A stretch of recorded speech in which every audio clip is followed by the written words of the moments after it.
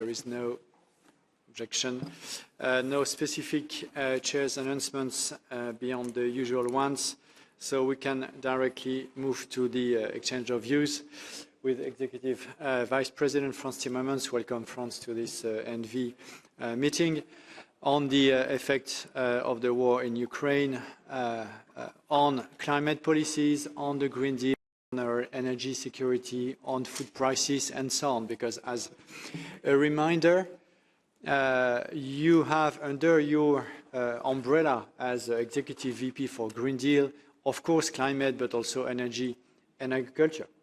So when you look at all these impacts on the everyday life, on prices, on security, on supply, and so on, and on the investment choices that are ahead of us, you have a very important responsibility on that front with an S. So a lot of expectations tonight, and very happy to give you the floor for the time you need, and then, of course, the usual round of questions. Thank you very much, Chair. Honourable members, our world has changed since 12 days now. Europe will never be the way it was before.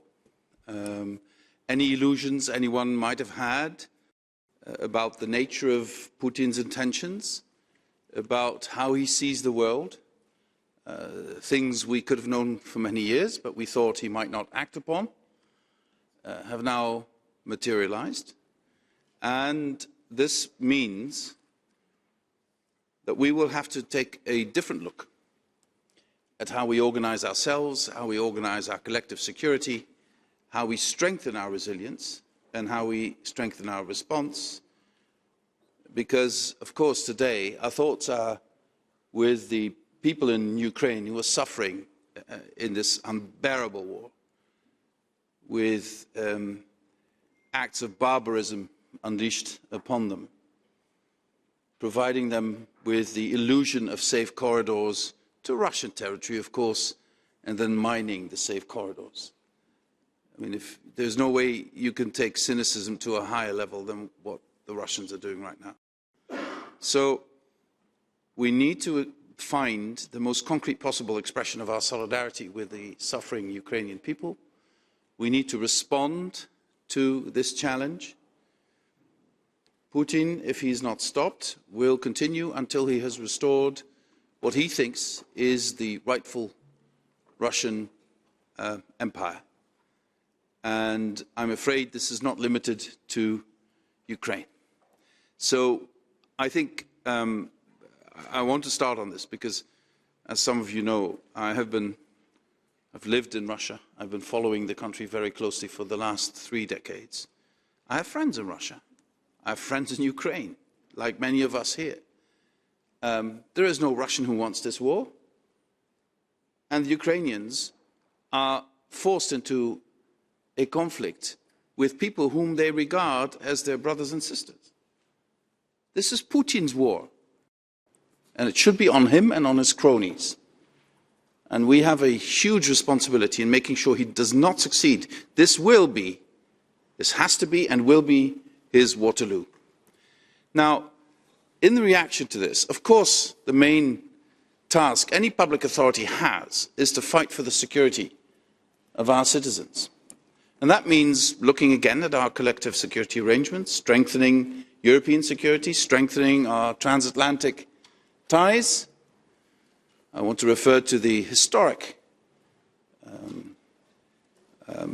introduction in the Bundestag by Chancellor Scholz Sunday a week ago, where he just recognized that we are in a completely new situation and responded to that.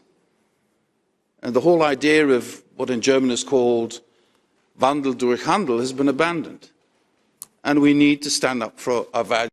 This is an ideological confrontation with someone who despises us for our values and at the same time fears us for our values. Because there's a lot of talk about NATO this, NATO that. But he fears the EU more than he fears NATO because he knows his citizens want what we have and not what he's offering in the long run. Now, immediately moving, of course, to the subject why I'm here.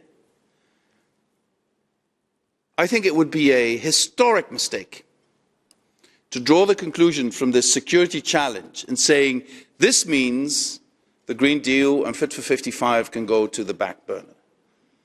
We had a bit of that 2 years ago with COVID, also some quarters, the first reaction.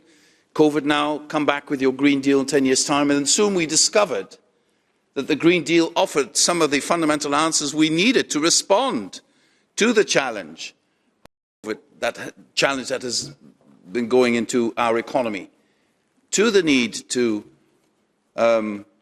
make our economy more resilient and sustainable, and to use the opportunities of the digital revolution. And I would argue that we are in a comparable situation.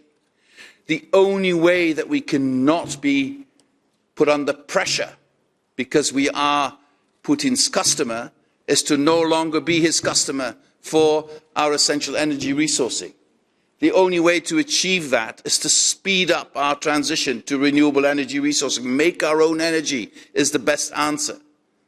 To do more in offshore wind, to do more in solar, to do more in hydrogen, to do more in biomethane, to, of course, diversify also our energy resourcing for the time being, as long as we still need fossil fuel, by signing contracts with outside parties to provide us with this energy. We also need to speed up investments in the built environment so that energy consumption is truly reduced, and therefore also energy bills of our citizens can be reduced.